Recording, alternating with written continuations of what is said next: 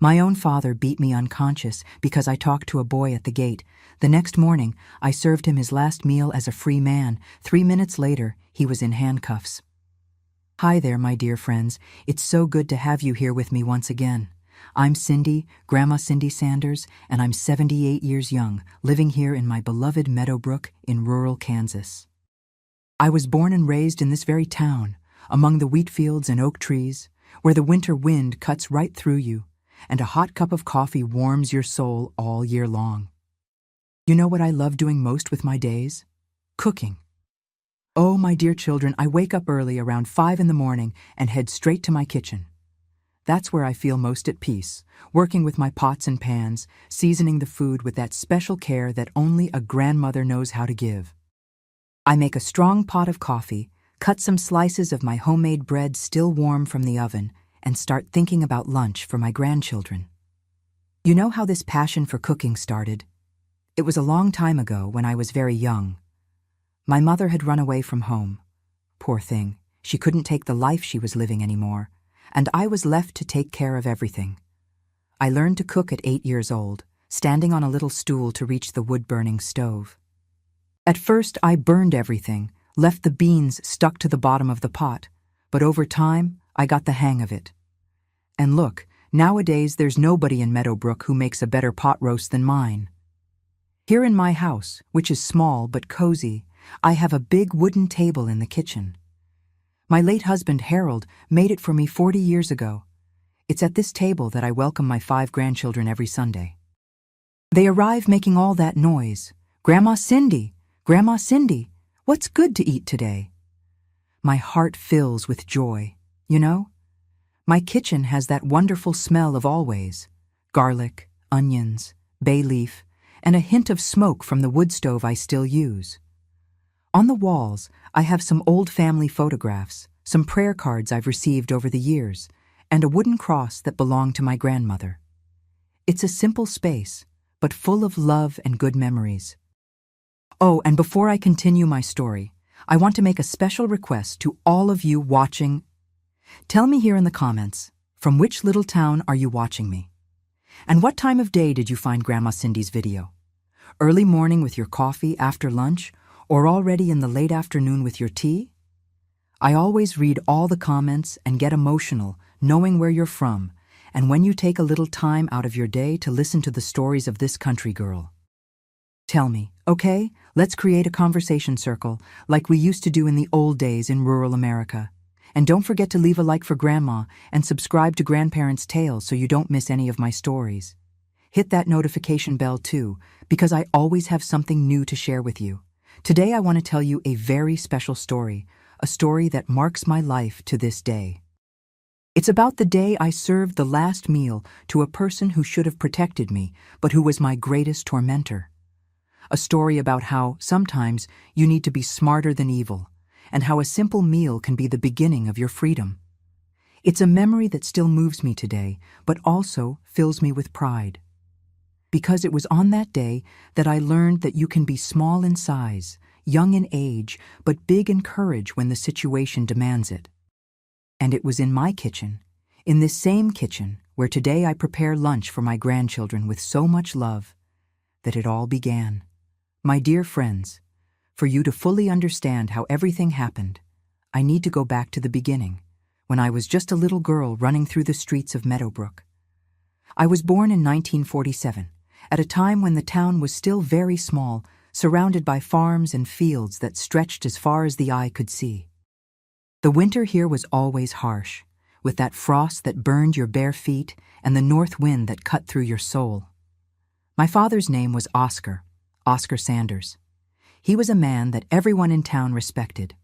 He owned a general store right in the center of town, on Main Street, where he sold everything: sugar, salt, kerosene, fabrics, tools for the farm workers. He was one of the best-known merchants in Meadowbrook at that time. When people talk about him even today, because there are still folks who remember, they always say, "Oh, Oscar was a hard-working man, always in good spirits at the store." If only they knew. Our house was behind the store, a wooden construction with a tin roof that made a tremendous noise when it rained.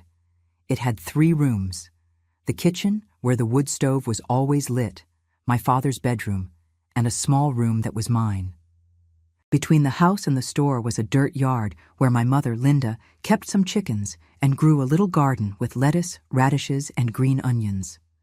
My mother, poor thing, was a very quiet woman, always with her head down, as if she carried the weight of the world on her shoulders. She had long black hair that she pulled back in a tight bun and always wore those dark plain dresses. I remember her humming softly when she thought no one was listening, a sad song that said, "Oh, how I miss the dawn of my life." Now at my age, I understand that she sang with a heart full of pain. In the mornings, I would wake to the sound of the first customers knocking on the store door. My father opened early, always in a good mood, greeting everyone. "Good morning, Mr. Wilson. How's the family?" "Mrs. Peterson, what a pleasure to see you here." It was as if he were a completely different person from the man who closed the doors and came inside the house. During the day, while he worked in the store, I played in the yard with the corn husk dolls my mother made for me.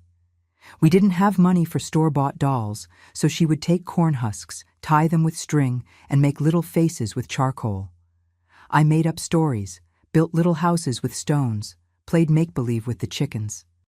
Sometimes other neighborhood kids would show up and we'd play tag, hide and seek behind the wood piles.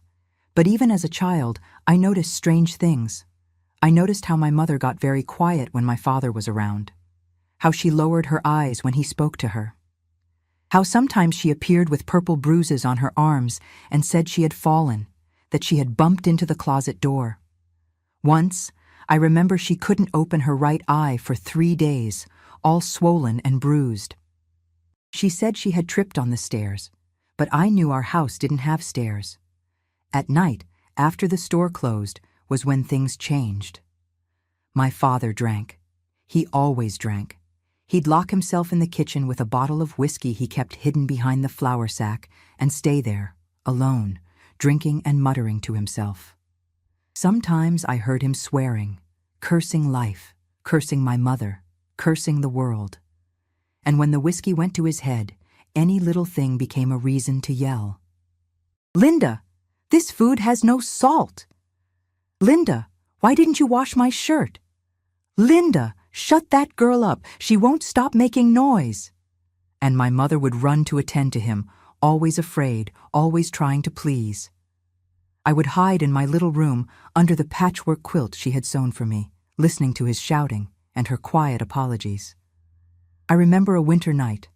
I must have been about 7 when I heard an uglier argument. He was screaming that she was useless, that she was good for nothing, that if it weren't for him, she'd be dead from hunger. I heard the sound of dishes breaking, heard her crying and begging forgiveness for something she didn't even know what it was. Then everything went silent, a silence that hurt more than the screaming. The next day, she appeared with a bandaged arm and said she had cut herself on the dishes, but I had seen the shards on the kitchen floor. They had blood on them. And it wasn't just from a cut on the hand. The kids at school sometimes asked why my mother was so quiet when she came to pick me up, why she always wore long sleeves even in summer, why she never smiled. I didn't know what to answer. I made up excuses. She's shy. She doesn't like to talk much. But deep down, I knew something was very wrong in my house, very wrong. It was around my 8th birthday that my mother started teaching me to cook. "Cindy, honey, you need to learn these things," she would say, helping me climb onto the stool to stir the beans. "A woman who knows how to cook never goes hungry." Now I know she was preparing me to fend for myself. She already knew she wasn't going to be with us much longer. And one morning in 1955, when I turned 8, I woke up and she was no longer there. Her room was empty, the dresser drawer open, some clothes were missing. My father said she had left because she was no good, that she had abandoned her own daughter, that she was shameless. But I saw the letter she left hidden under my pillow. "Cindy, my dear daughter, forgive your mother. One day you'll understand. I love you more than anything in the world." That morning, looking out the window at the empty fields of Meadowbrook, I didn't yet know that my life had changed forever. At 8 years old, I had become the only woman in Oscar Sanders' house. After my mother left, my dear friends, life at home changed completely. I, an 8-year-old girl, became the lady of Oscar Sanders' house, and he wasted no time teaching me what my place was in that world. On the very first day without my mother, he came home from the store at lunchtime and there was no food ready. I was in my little room, crying and holding the letter she had left, when I heard him shouting in the kitchen, "Cindy, where's lunch? You think I'm going to starve because your no-good mother decided to run off?" I ran out to the kitchen, still with swollen eyes from crying so much. "Daddy, I don't know how to cook right yet," I started to say, but he cut me off with a slap to the face that threw me to the floor. "I don't want excuses. I want food on the table. And starting today, you're going to learn that in this house I'm in charge, and you're going to obey me without question." He pointed his finger at me as I lay on the floor holding my hurting face. "Your mother spoiled you too much, but that's over.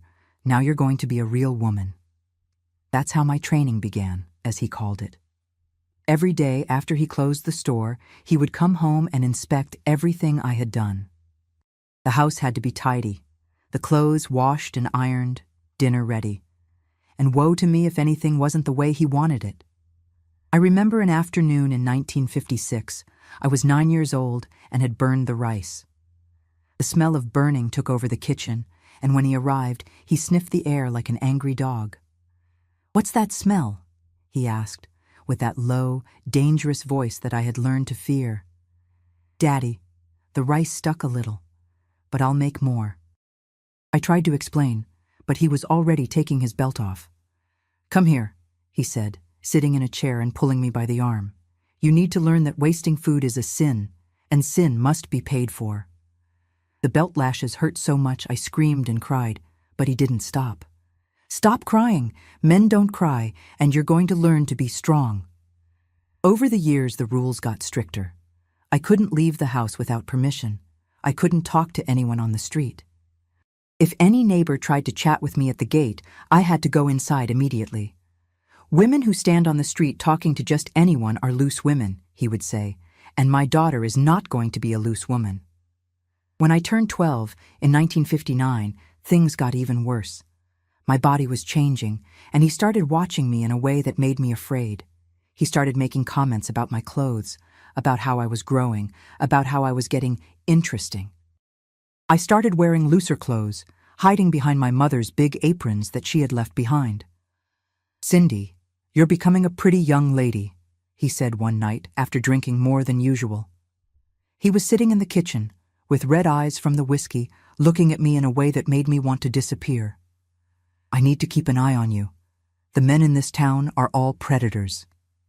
It was around this time that he started locking the house door from the inside at night. "It's for our protection," he said. But I knew it was to keep me from leaving. During the day, when he was at the store, I could move around the house and the yard, but always with the feeling of being watched. He had a habit of showing up by surprise, pretending he had forgotten something, but actually checking if I was where I should be. At school, I was a quiet girl with no close friends. How could I explain to the other children why I was always in a hurry to leave? Why I could never play at anyone's house or accept invitations to parties? The teachers sometimes asked if everything was okay at home, and I always answered yes, with a forced smile. But there was one thing he couldn't completely control: my dreams. At night, I dreamed of my mother, dreamed that she came back to get me, dreamed that we went away together far from Meadowbrook. I always woke up sad, because reality was very different from my dreams. In 1962, when I was 15, something happened that marked a definitive change in my life. There was a boy in town, Eric, son of Mr. Thompson, who had a hardware shop. He was a polite boy from a good family who always greeted me politely when he saw me on the street. There had never been anything between us, not even a proper conversation, just the usual greetings. One Saturday afternoon, I was sweeping the yard when I heard someone calling me from the gate. It was Eric, who was passing by on the street and had stopped to ask if I knew where Mrs. Morrison's house was, who had ordered some hinges from his father. It's there on the corner, that blue house with the white fence, I replied, pointing to the end of the street. He thanked me and was about to continue on his way when he asked, "Cindy, are you going to the church social next week?" It was an innocent question, from a polite boy to a girl in town. But at that exact moment, my father appeared at the back door of the store. He had heard our entire conversation. "Cindy, get in the house now," he shouted, with that voice that brooked no disobedience. Eric, startled by my father's tone, quickly said goodbye. "Sorry to bother you, Mr. Sanders." "Good afternoon," and walked quickly down the street. I went into the house with my heart racing, knowing this wasn't going to pass without consequences. My father closed the store early that day and came home with a dark, angry face. "Sit down," he said, pointing to the kitchen chair. "We're going to have a serious talk." I sat down, my hands trembling in my lap. He stood in front of me, arms crossed, staring at me as if I were a criminal. "What was that conversation with that boy at the gate?" he asked. "Daddy, he was just asking where Mrs. Morrison's house was. It was nothing." "Nothing?" He gave a bitter laugh. "Cindy, you're 15 years old. You're already a young lady, and young ladies who stand on the street talking to boys are looking for trouble. But Daddy, it was just a question about Mrs. Morrison's house." "Shut up," he shouted, slamming his hand on the table so hard the plates shook. "I don't want to hear excuses. You know very well you can't be talking to any man. I didn't raise you to be trash." That night, for the first time in my life, he locked me in my room. I heard the sound of the key turning in the lock and knew something had changed forever. It wasn't just strictness anymore. It was imprisonment. The next day, Sunday, he didn't let me go to church. "Women who give openings to men don't deserve to step in God's house," he said. I spent the whole day locked up, looking out the small window of my room at the fields of Meadowbrook, feeling like I was becoming a prisoner in my own home. And that's how, my dear friends, at 15 years old, I understood that my life had taken a very dangerous turn. That innocent conversation with Eric at the gate had opened a wound in my father's sick pride. And I knew, deep in my soul, that things were going to get much worse before they got better. My dear friends, what happened after that episode with Eric at the gate was like a storm had descended upon my life. My father, who was already controlling, became a real jailer. And I, at 15, became a prisoner in my own home. After that Sunday when he locked me in my room, the rules changed completely. He installed a bolt on the outside of my bedroom door and started locking me in every night after dinner. "It's so you learn not to give openings to just anyone," he said, as if that innocent conversation at the gate had been a mortal sin. The mornings became a ritual of humiliation. He would wake me at 5 o'clock, unlock the door and shout, "Get up, Cindy, lazy women are good for nothing." I had to run to the kitchen, light the wood stove, make his coffee, clean the whole house before he opened the store. Anything out of place was grounds for punishment. The sound of that key turning in the lock at night became the most terrible sound of my life. I would lie in my twin bed, listening to his footsteps walking away, and knew I was completely alone in the world. Sometimes, in the middle of the night, I'd hear him coming back, stumbling through the hallways after drinking, and my heart would race with fear. I remember a winter morning in 1963. I was 16 and had the flu. I had coughed all night, and when he woke me, I had a fever and was shivering with cold. The freezing air of Meadowbrook came through the cracks in the window, and I could barely get out of bed. "Daddy, I think I'm sick," I managed to whisper, but he pulled me by the arm so hard I almost fell. I felt the pain shooting up through my shoulder, a pain that stayed with me for days. "Sick nothing! You're just pretending so you don't have to work. Lazy women always find an excuse." He dragged me to the kitchen and pushed me against the cold stove. "Light that fire now and stop this nonsense." I had to cook all day with a high fever, shivering with cold, while he went back and forth from the store, checking if I was doing everything right. I remember the smell of smoke from the wood stove mixed with the bitter taste of fever in my mouth. My hands shook so much I dropped a pot of beans on the floor and the grains scattered all over the kitchen. "Look at the mess you made," he shouted when he saw the dirt. "Now you're going to clean it all up on your knees, so you learn to be careful." I spent an hour on my knees on the cold floor, picking up bean by bean with trembling hands from the fever, while he stood there, watching me. That night, when he saw I was really sick, he didn't call a doctor or buy medicine. He just said, "Those who obey don't get sick. This is God's punishment for a disobedient daughter." I stayed in bed for a whole week, with him bringing me only water and dry bread, saying that good food was for those who deserved it. I was delirious with fever, calling for my mother, dreaming that she came back to take me away. When I got better, I was thin as a rail and so weak I couldn't even carry the water bucket from the well. But the worst wasn't the hunger or the physical punishments, my dear friends. The worst was the way he looked at me. As I grew up and developed, those eyes of his became different, more disturbing. He started making comments about my body that made me feel ashamed and afraid. "You're looking just like your mother," he would say sometimes when he was drinking. "Same height, same way of walking, but you're not going to be like her. You're not going to abandon me." And he would stare at me in a way that made me want to hide underground. I started wearing even looser clothes, huge aprons that hid my body. I avoided looking in the broken mirror hanging on the kitchen wall. When I passed by it carrying the pots, I turned my face away so I wouldn't see myself. It was as if I wanted to disappear, become invisible. One terrible night in 1963, he came home drunker than usual. He had been drinking in the store after closing, and when he entered the house, he was stumbling and talking to himself. The strong smell of whiskey permeated the entire kitchen. I was finishing washing the dinner dishes, my hands raw from the cold water and lye soap, when I felt him behind me.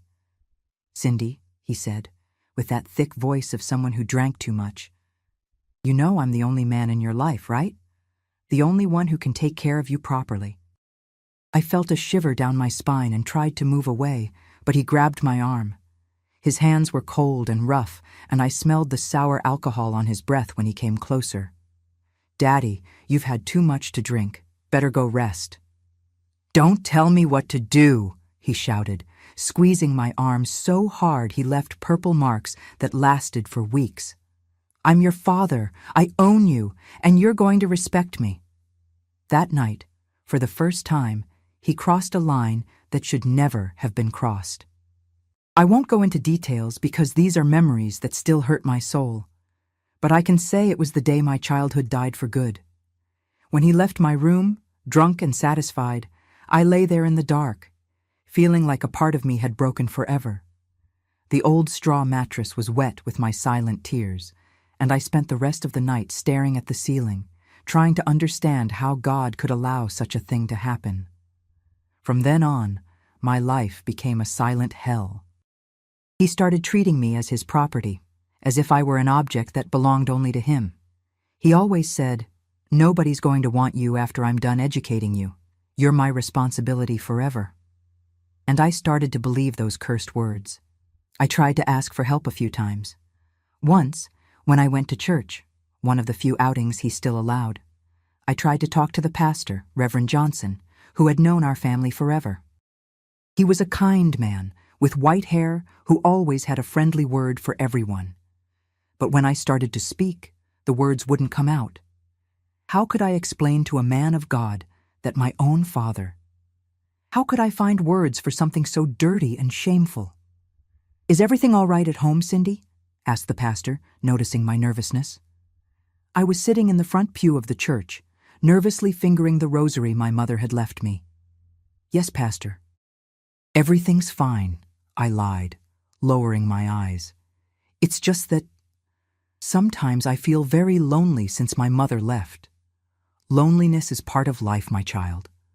God never gives us burdens greater than we can bear." He gave me a blessing and went on to attend to other people. I left the church with an even heavier heart, feeling that not even God could help me. Another time I tried to talk to Mrs. Davis, who had a sewing shop in town and was always nice to me. She was a plump, cheerful woman who made the prettiest dresses in Meadowbrook. When she asked why I was so thin and pale, I tried to hint that things at home weren't going well. "Oh, Cindy, that difficult teenage phase, right? It's normal to be a bit off. It'll pass soon." She continued cutting navy blue fabric without even looking up at me. People only saw what they wanted to see: the respected merchant and the obedient daughter. No one imagined what happened inside our house when the doors closed. I felt like I was screaming at the bottom of a well and no one could hear me. Over time, I lost hope. I started living like a ghost, doing chores mechanically, eating little, sleeping poorly, always on alert. I lost so much weight that my clothes hung loose, and he said I was getting interesting, thin like a real woman. In my most desperate moments, I found myself looking at the meat knife in the kitchen and thinking about things a 16-year-old girl should never think about. Sometimes, when he slept drunk, I would stand at his bedroom door, imagining. But I always gave up. He was my father, and no matter how much of a monster he was, I was still afraid of going to hell for doing something evil. During those darkest days, the only thing that kept me alive was the memory of my mother humming that sad song. Oh, how I miss the dawn of my life. I understood now why she sang with so much pain. She had also lived through this hell and had fled to save her own life. That's how I lived for almost 2 years, my dear friends.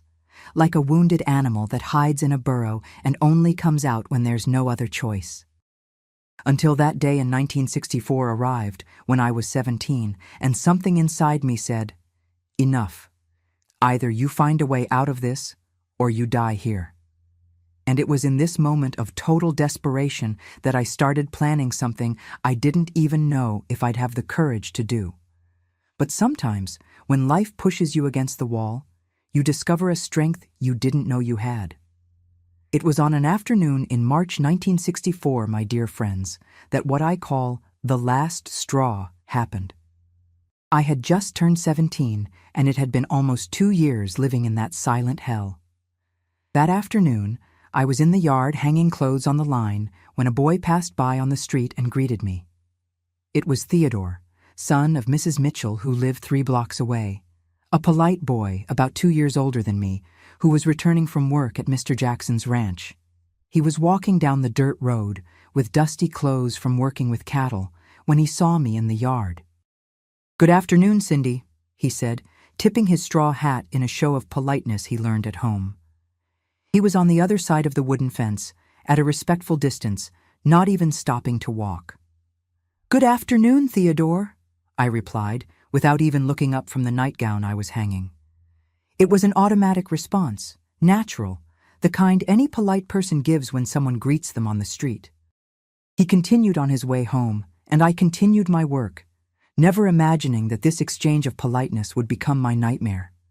But someone had seen that innocent conversation. Mrs. Jenkins, the most gossipy neighbor in all of Meadowbrook, was spying from her kitchen window, which faced our yard. That woman didn't miss a movement on the street. She knew who came in, who went out, who talked to whom. And she wasted no time telling my father. When he came home from the store that night, even before the sun had completely set, he already had a red face with anger. He didn't even take off the leather apron he wore in the store, didn't wash his hands as he always did. He entered the house like a hurricane. "Cindy!" he shouted, before even closing the door. The sound of his voice echoed through the small house, even startling the chickens in the yard. "Come here now." I dropped the iron pot I was washing in the basin and heard it make a dull sound when it hit the bottom. I ran to the living room, my heart already racing and my hands still wet from the dishes. I knew that tone of voice well. It was the same one he used before the heaviest beatings. "Mrs. Jenkins told me a very interesting story today," he said, slowly taking the leather belt off his waist, as he always did when he wanted to terrorize me. The sound of the metal buckle hitting the wooden table gave me chills. "She said she saw you talking to Theodore at the gate. Is that true?" "Daddy, he just greeted me on the street. I wasn't even at the gate. I was hanging clothes on the line and—" "Shut up!" he bellowed, advancing toward me with clenched fists. "How many times have I told you that decent women don't stand on the street talking to men? How many times do I need to repeat the same thing?" But Daddy, it was just a polite greeting. He didn't even stop walking. The first belt lash came without warning, right on my back, throwing me to the wooden floor of the living room. The pain was so intense that for a moment I was breathless, couldn't even scream. I tasted blood in my mouth where I bit my tongue from the impact. "Get up," he ordered, his voice hoarse with rage. "I'm not done talking to you." I got up trembling, trying to hold back tears, but they were already streaming down my face uncontrollably. He was just getting started. That night, it was as if all the demons he carried inside had awakened at once. He beat me with the belt, with his open hand, with his closed fist, screamed things at me that hurt more than the blows. "You're trash, just like your mother," he raved, between one blow and another. I saw saliva flying from his mouth, bloodshot eyes, veins bulging in his neck. "Standing around, giving openings to the men in town. But I'm going to teach you to be a proper woman, even if it's through beating." I tried to protect myself by covering my head with my arms, but he pulled my arms away and kept hitting. I felt when the belt buckle cut my forehead, and hot blood started running into my eyes, blurring my vision. The most terrible thing wasn't even the beating. It was what he said afterward, when he stopped hitting me and stood there, panting like an animal, looking at me lying on the living room floor. He was sweating, with messy hair, breathing heavily as if he had run a mile. "And now you're going to learn once and for all who's in charge in this house. Tonight, you're going to understand that the place of a disobedient daughter is obeying her father in everything. In everything." The way he said everything, my dear friends, with that sick look in his eyes, his tongue running over his lips like a hungry animal. I knew right then that this was going to be the most terrible night of my life. He locked me in the room after dragging me by the hair there, pulling me as if I were a sack of potatoes. I heard the key turning in the lock, and then his heavy footsteps walking away down the creaking wooden hallway. I lay there in the dark, my whole body aching, knowing he was going to come back, and that when he came back, it would be worse than anything that had happened before. I lay on the cold floor of the room. I couldn't even lie on the bed because my back hurt so much, and for the first time in my life, I seriously thought about ending it all. There was a small window in the room, quite high, that faced the backyard. If I could climb on a chair, tie a rope to the frame, but no, that was too cowardly. And I was afraid of hell, afraid of meeting him in eternity. That's when I heard the sound of the whiskey bottle hitting the wooden table in the kitchen. I knew that sound well. It was the bottle he hid behind the flour sack. He had started drinking. The more he drank, the worse it got. I spent hours there, listening to him talk to himself, cursing, breaking things. The sound of plates being thrown against the wall, chairs being dragged, drawers being violently opened. Every now and then, he would come to my bedroom door and just stand there on the other side, without saying anything. I could hear his heavy breathing on the other side of the wood, feel when he leaned his body against the door. I held my breath, closed my eyes tight, pretended I was sleeping, prayed for him to go away. But he stayed there, like a predator waiting for the right time to attack.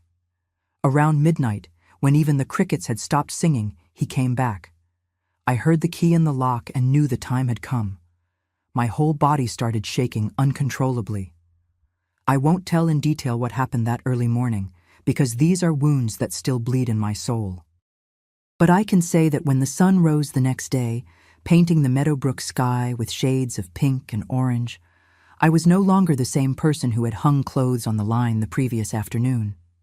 He left me lying on the bedroom floor, moaning in pain and bleeding, and left as if nothing had happened. "Now you've learned," was the last thing he said, adjusting his pants and running his hand through his messy hair.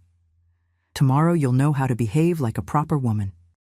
I lay there on the cold wooden floor, my whole body broken and my soul in pieces. I felt my own blood sticking to my clothes, the salty taste of tears mixed with the metallic taste of blood in my mouth. It was at this moment, my dear friends, that something inside me died and something new was born. The scared girl died that early morning, and in her place, a woman emerged who knew she needed to fight to survive. I started thinking with a strange clarity, as if my mind had disconnected from the pain of my body and started working on its own. If I stayed there, he was going to kill me. Not all at once, but slowly, as he had been doing for years. Each day would be worse than the one before, until one day I couldn't take it anymore and would die. From sadness, from pain, from disgust with life. I tried to get up, but my body hurt so much that darkness took over everything. When I woke up, the sun was already high in the sky, and I heard him in the store serving customers as if he were a normal man. "Good morning, Mr. Williams. How are things at the farm?" "Mrs. Cooper, what a pleasure to see you here." As if he hadn't almost destroyed his own daughter a few hours earlier, I managed to drag myself to the water basin in the room and wash myself as best I could. The cold water stung the wounds, but I needed to clean myself. I saw my reflection trembling in the water and didn't recognize myself. I was pale as a corpse, with swollen eyes from crying so much, cracked lips, purple marks on my neck and arms that looked like fingers. It was then that I had a kind of vision, my dear friends. I don't know if it was a dream, pain-induced delirium, or if my mother really appeared to me at that moment. But I swear I heard her voice, clear as day, sweet as I remembered from my childhood. "Cindy, my daughter, the time has come for you to be brave. Don't let him destroy you like he almost destroyed me. You have strengths you can't even imagine. You're my daughter, and my daughter doesn't give up." I remembered the words she had left in the letter. "One day you'll understand." Now I understood. She hadn't abandoned me. She had tried to save me the only way she knew how, by fleeing before he killed her too. And now it was my turn to save myself. At that moment, still lying on the cold floor of my prison room, I started doing something I had never done in my life. I started planning. Not an escape. I had nowhere to go, didn't have a single penny, but a way to end this once and for all.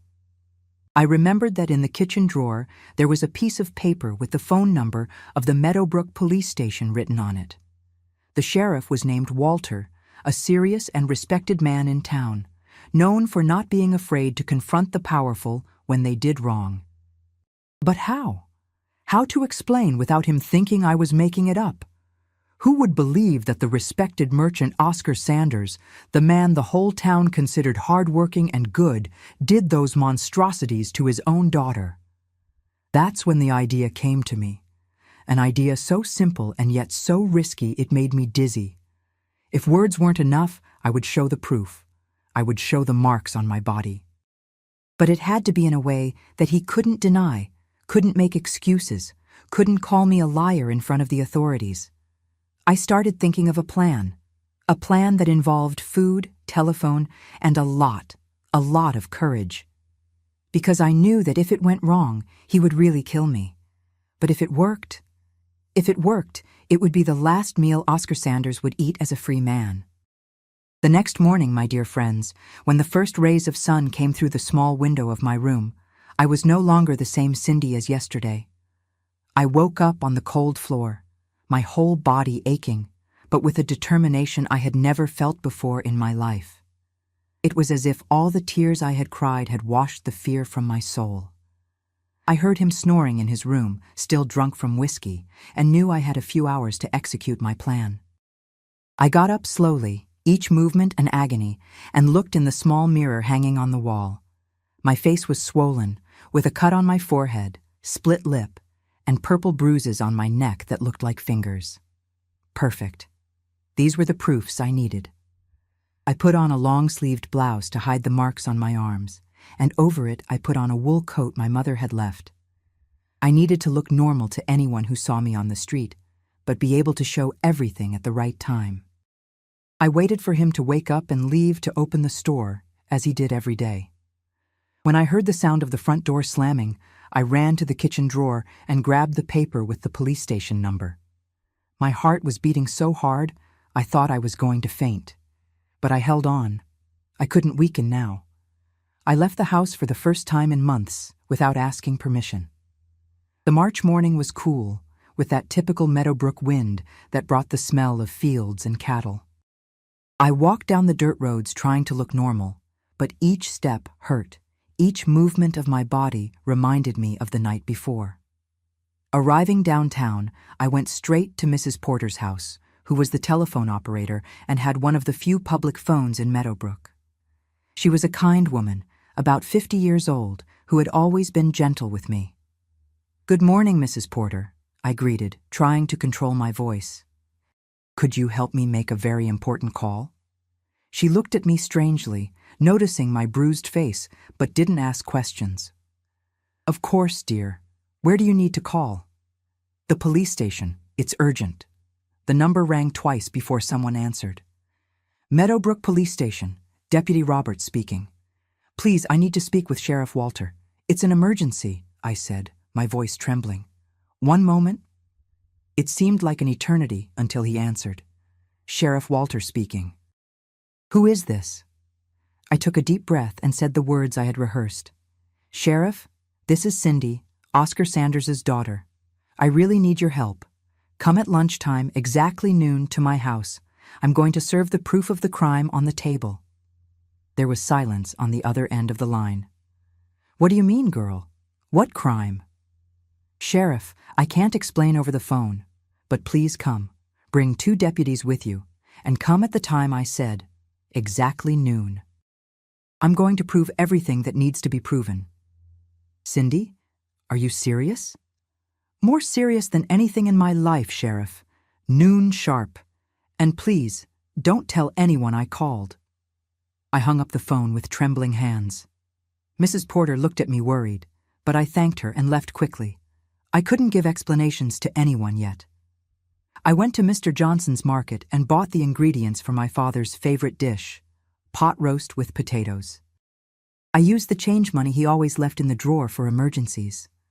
This is a real emergency, I thought, almost smiling.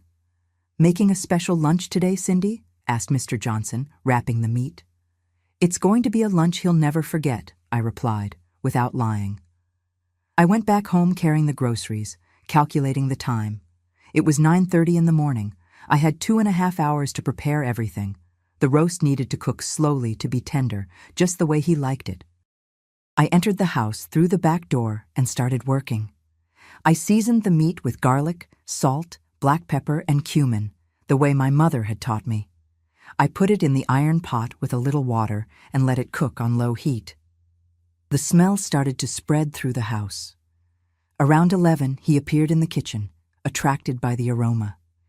His face was swollen from a hangover, his eyes red, but when he smelled the food, he smiled with satisfaction. What's that good smell?" he asked, coming close to me. I instinctively recoiled, but he interpreted it as submission. "It's pot roast with potatoes, Daddy. Your favorite dish," I replied, stirring the pot without looking at him. He stood there, watching me, and then said in a voice that disgusted me, "Looks like you enjoyed yesterday's lesson. You're even more obedient today. It was about time you understood your place in this house." I swallowed my disgust and forced a smile. "Yes, Daddy, you're always right." He gave a little laugh of satisfaction and went back to the store. "When it's ready, call me. I'm hungry." As soon as he left, I ran to the yard and vomited behind the fence. I couldn't stand that act, but I needed to hold on a little longer. Just a little longer. At 11:40, I set the kitchen table with a clean tablecloth, plates, and silverware. I put the roast on a nice platter, the potatoes in a serving bowl, and even made a little tomato and onion salad. I wanted everything to be perfect. 5 minutes to noon, I called him for lunch. He came wiping his hands on his apron, with that air of being in charge that disgusted me so much. "Wow, what a nice table," he praised, sitting at the head as he always did. "You really did learn your lesson, didn't you?" "I did, Daddy," I lied, serving the food on his plate. He started eating with appetite, praising every forkful. "It's delicious, Cindy, just the way I like it, obedient and careful." He grabbed a large piece of roast with his hands and started sucking on the bone, making those disgusting sounds as always. I was standing beside the table, not eating, just watching. My heart was beating so hard I was sure he could hear it. I looked at the wall clock every second. 1 minute past noon, 2 minutes past noon. "Sit here and eat too," he said, his mouth full. "You need to eat well to have energy to serve me properly." 3 minutes past noon. Where were they? That's when I heard it. A sharp knock on the front door, strong, decisive, authoritative. My father stopped chewing and frowned. "Who's that at this hour? I'm eating." "I'll see who it is," I said, getting up and going toward the door with trembling legs. I opened the door, and there they were, Sheriff Walter, a tall, serious man with a graying mustache, and 2 uniformed deputies. It was the moment of truth. "Good afternoon, Cindy," said the sheriff, removing his hat.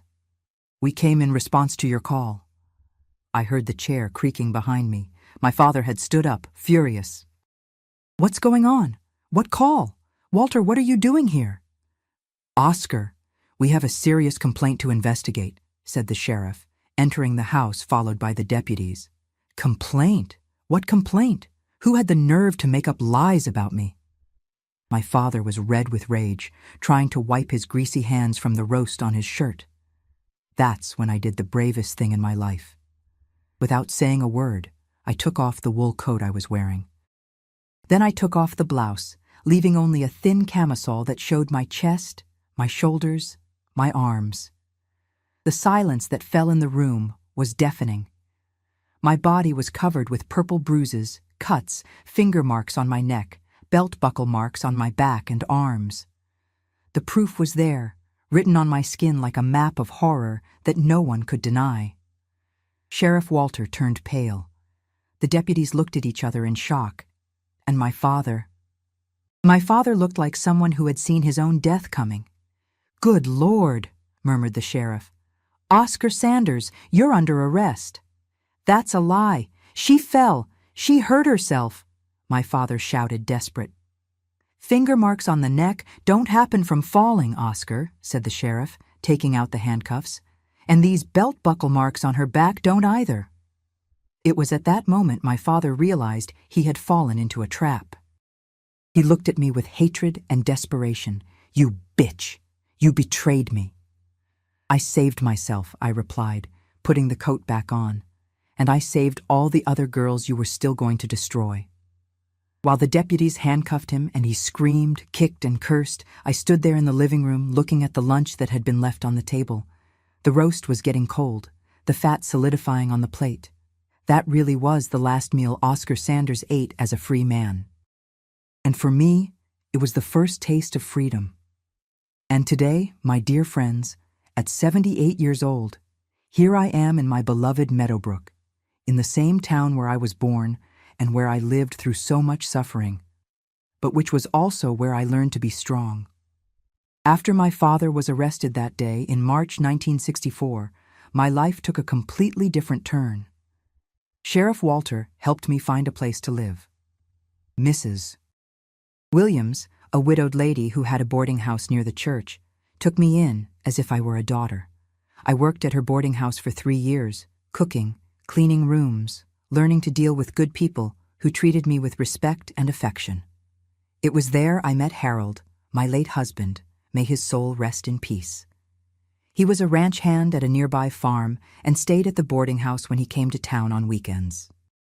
He was a gentleman, of few words, who never raised his voice to me, never laid a hand on me in anger. At first, I was very afraid.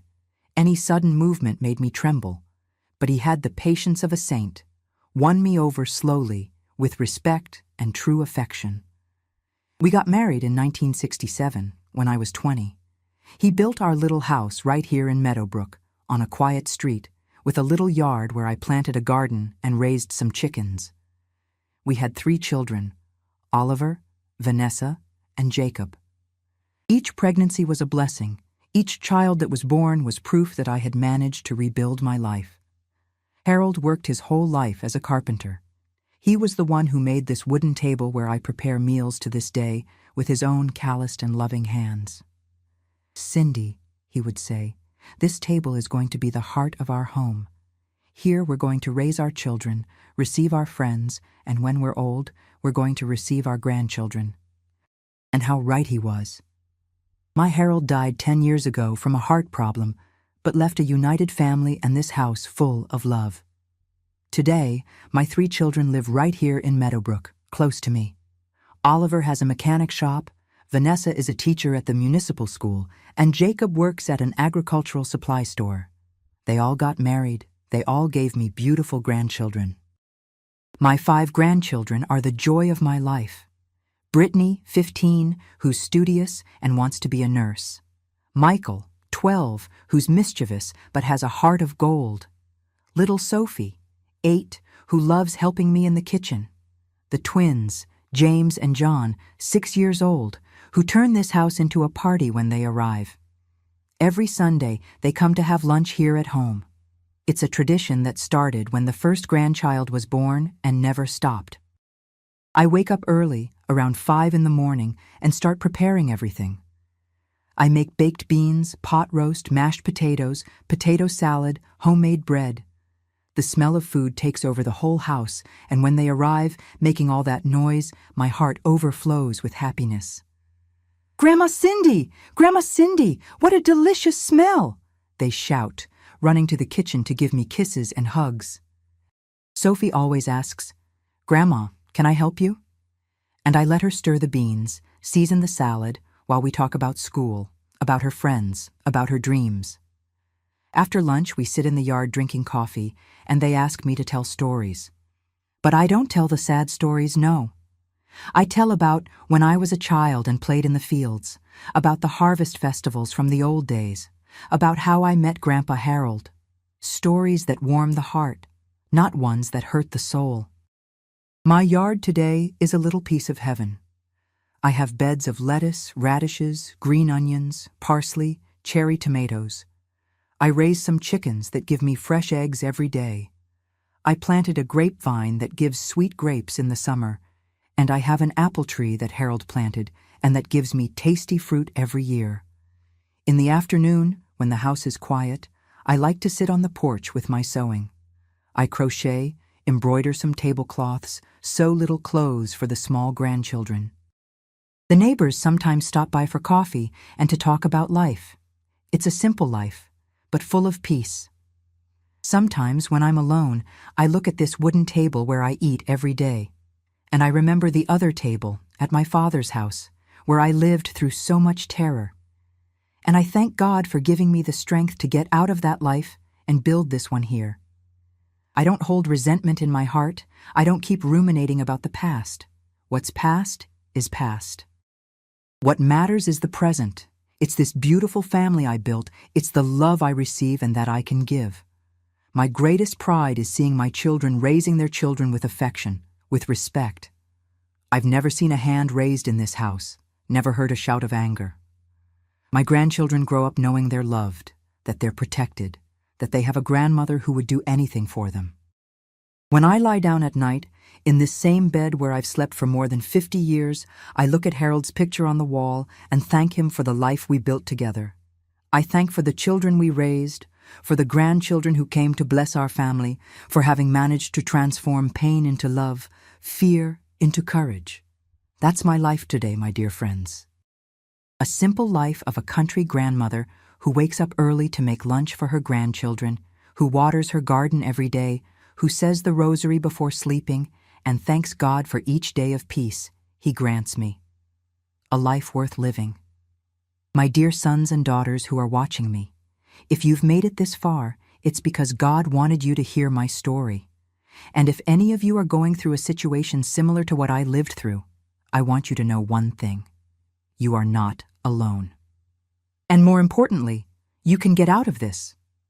I learned that when you live in hell, you think it's normal, that you deserve it, that there's no way to change it. I spent years believing it was my fault, that I had provoked it, that I was a bad daughter. But it wasn't true, and if you're living through this, it's not true about you either. I discovered that courage isn't not being afraid. It's being afraid and doing what needs to be done anyway. That morning when I called the police station, I was scared to death, but I did it because I knew that if I didn't, I was going to die that way anyway, little by little, every day. I learned that sometimes you need to be smarter than evil, that it's not enough to just talk, you have to prove, that it's not enough to just cry, you have to act. And when you act with intelligence and courage, God opens the way. I discovered that the greatest revenge against those who hurt us is to build a happy life.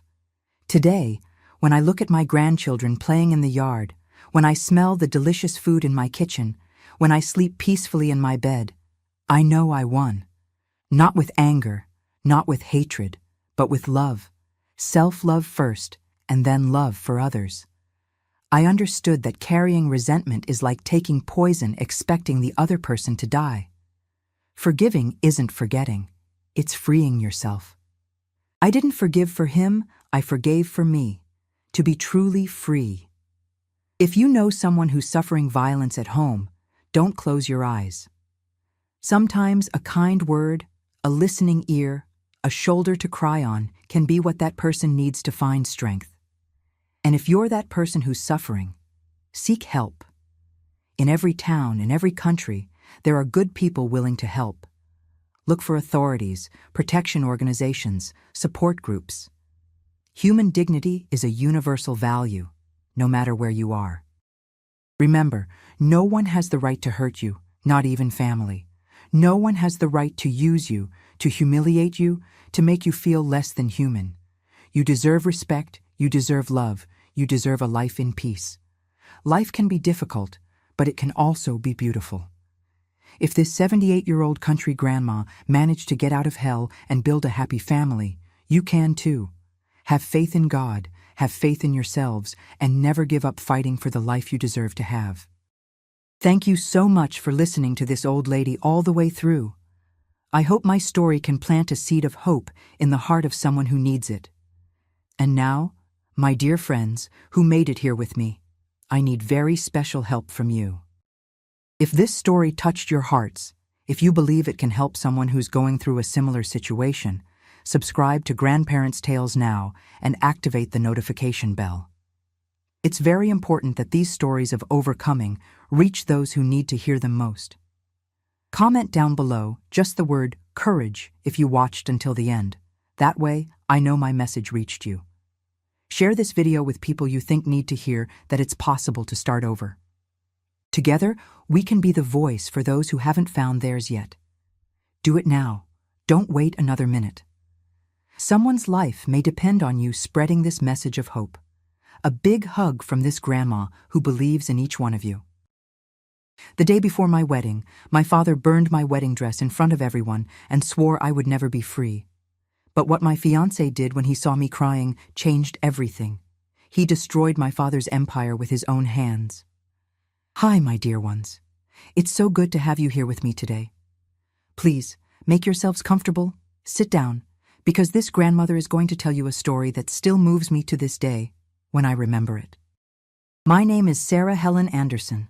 I'm 78 years old, and I live here in Asheville, North Carolina. This beautiful city nestled in the Blue Ridge Mountains with its crisp mountain air. I was born and raised right here in this blessed land, and I've never left. This city is my whole life. Oh, and before I continue my story, I wanted to make a special request to those of you watching. Could you please click that red subscribe button down there? And the bell too, so you don't miss the next videos from this grandmother? I get so happy when I see new people listening to me, you know? It's like having more grandchildren to tell my stories to. And go ahead and leave a like too, will you? It helps this work reach more people who need to hear what I have to say. And you, my dear ones watching right now, tell me here in the comments, what little town are you watching from? And what time of day did you find this video? In the morning with your coffee, after lunch, or in the evening? I always read all the comments, and I'm so happy to know where you're from and when you take time out of your day to hear this grandmother's stories. Tell me, okay? Let's create a chain of love. Well, my dear ones, I brought you here today because I need to tell a story I've kept in my heart for a long time. It's about the saddest and most important day of my life, the day before my wedding. Something that could have destroyed everything. Something that involved my own father, a dress in flames, and a man I thought I knew, but who surprised me in a way I could never have imagined. It's a story of pain, yes, but also of justice, of courage, of a love that proved to be stronger than I dreamed. And it all began many years before, when I was still a little girl running barefoot through the streets of this Asheville that I love so much. I was born in 1947, right at the end of the war, in a huge house in downtown Asheville. My father's name was Henry Anderson, Dr. Henry Anderson, as everyone called him around here. He was a doctor, one of the most sought after in the city, and he had a private practice there on College Street, right in the heart of downtown. He was a tall man with a thick mustache and always dressed in expensive suits, the kind that came from New York. He liked to be seen, you know? He liked everyone to know who Dr. Anderson was. My mother, Alice, was a tiny woman with a soft voice and delicate hands. She had been a school teacher before getting married, but my father didn't let her work after the wedding. A doctor's wife doesn't need to work, he would say. And she obeyed. Always obeyed. I remember her spending her days taking care of the house, embroidering tablecloths, arranging flowers in crystal vases, always in silence, always quiet. She had a sad look in her eyes, even when she smiled at me. I was an only child. My mother had lost 2 babies before me, and after I was born, she couldn't have more children. I think that's why my father treated me like precious property, you know? I wasn't just his daughter. I was the trophy, proof that the Anderson line would continue. He said this all the time. Sarah, you're the only heir to the Anderson name. You have to marry someone worthy. Our house was a 2-story Victorian, all stone, with a wrought iron gate and a huge backyard with Italian marble flooring that my father had imported from Italy. He made sure to tell everyone that marble had cost a fortune. Inside the house were mahogany furniture, Persian rugs, crystal chandeliers, everything of the best quality. But you know what I remember most? The silence. The house was huge and silent. My mother walked in house slippers so as not to make noise, and I learned from an early age not to run, not to shout, not to bother. My father controlled everything. He chose the clothes my mother would wear to church. He decided what would be for Sunday dinner. He counted the money my mother spent at the grocery store and questioned every penny. And with him, there was no conversation. When Dr. Anderson spoke, it was law. If my mother dared to disagree, he would slam his hand on the table so hard that the plates jumped and she would fall silent immediately. With me, he was different when I was little. He spoiled me, called me Little Princess, brought me expensive gifts from New York, porcelain dolls, lace dresses, patent leather shoes. But there was a price, my child. I had to be perfect. I had to get the best grades at St. Mary's Academy, where only girls from wealthy families studied. I had to always walk with straight posture, speak softly, smile at the right time. You represent the Anderson family, he would say. You can't embarrass us. I had few real friends. The girls at school were jealous because I was Dr. Anderson's daughter and boys couldn't get near me. My father didn't allow it. I played alone in the backyard, hopscotch on the marble stones, or pretending the rose bushes in the garden were enchanted forests. Sometimes my mother would sit with me on the porch and teach me to embroider, and those were the happiest moments. Just the 2 of us, in silence, with needles dancing on the fabric. But as I grew older, things got heavier. When I turned 10, my father started introducing me as the future Mrs. So-and-so, always talking about marriage, lineage, important families. He had it in his head that I would marry the son of some wealthy landowner or some industrialist from New York. He said he would arrange a good marriage for me when the time came. I remember one day, I was about 11, when a classmate invited me to her house to play. I asked my father and he asked, "Who's her father? What does he do?" When I said her father was a carpenter, my father laughed and said, "Sarah, you're not going to play at poor people's houses. You're not just anyone." And he didn't let me go. I cried hidden in my room, but it didn't help. At 12, he started taking me to high society parties in Asheville. I had to wear long dresses, high-heeled shoes that hurt my feet, and sit quietly while rich men talked business and women gossiped. My father displayed me like someone displays a jewel. "This is my daughter Sarah," he would say, with his heavy hand on my shoulder. "Beautiful, isn't she? And intelligent. She'll make quite a marriage." I felt like a doll in a display window, my child. Pretty on the outside, but empty inside. And the worst part was that I saw no way out. My mother had never taught me to disobey. She herself lived under his orders.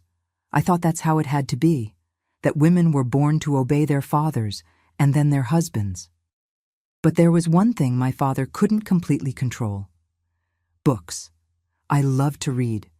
I would escape to the school library and devour everything I found.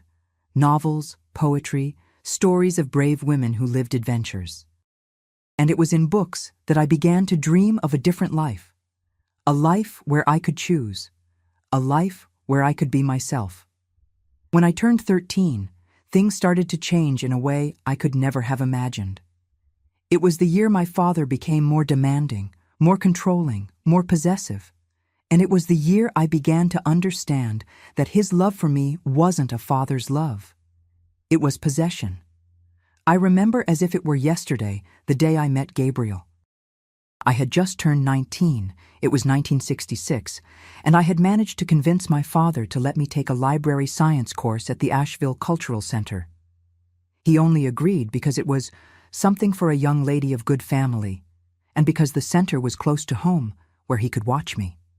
It was on a March afternoon, the heat was sweltering, and I had gone to the center's library to get some books for the course. When I entered, there was a man organizing books on the shelves. He was tall, thin, with round glasses and slightly messy dark hair. He wore a simple cotton shirt, rolled up to his elbows, and khaki pants. No suit, no tie. He was whistling softly to a tune while he worked. "Excuse me," I said, and he turned around. His eyes were brown and kind, and when he smiled, I felt something strange in my chest, something good, you know. A lightness I had never felt around any man. "Hi, you must be the new student in the course. Sarah, right? I'm Gabriel, literature teacher here at the center. Can I help you find something?" His voice was calm, unhurried. It didn't have that bossy tone I knew from the men who frequented my father's house. We talked about books for almost an hour. He recommended Emily Dickinson, Walt Whitman, talked about poetry with a sparkle in his eyes that enchanted me. And most importantly, he listened to me. He asked me questions about what I thought, about what I liked.